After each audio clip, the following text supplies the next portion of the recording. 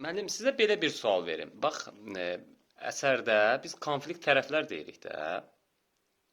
Konflikt, yəni bir-birinə konflikt tərəflər var.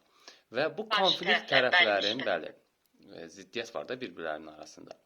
Hansı əsər və ya əsərlərdə konflikt tərəflər əsər boyu üz-üzə gəlmirlər?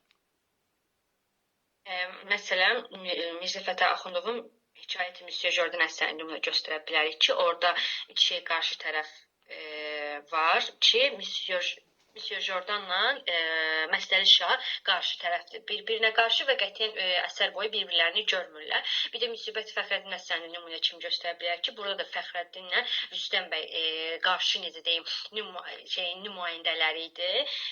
Onlar da əsər boyu qətiyyən qarşı-qarşıya gəlmirlər. Başqa? Fəxrəddinlə Rüstəm bəy. Aldanmış Şavakib əsəri. Bax, biz bura əlavə edə bilərik. Aldanmış Şavakib əsərində Yusif Sərraçla Şah Abbas da üz-üzə gəlmir. Başqa da deyə bilərik, Vaqif dramında İbrahim xanla Qacarın arasında bir konflikt var idi. Hərçənd ki, əsas konflikt onlar deyildi, amma onların da arasında bir konflikt var idi və əsər boyu həmin şəxslər də üz-üzə gəlmir. Deməli, bunları deyə bilərik.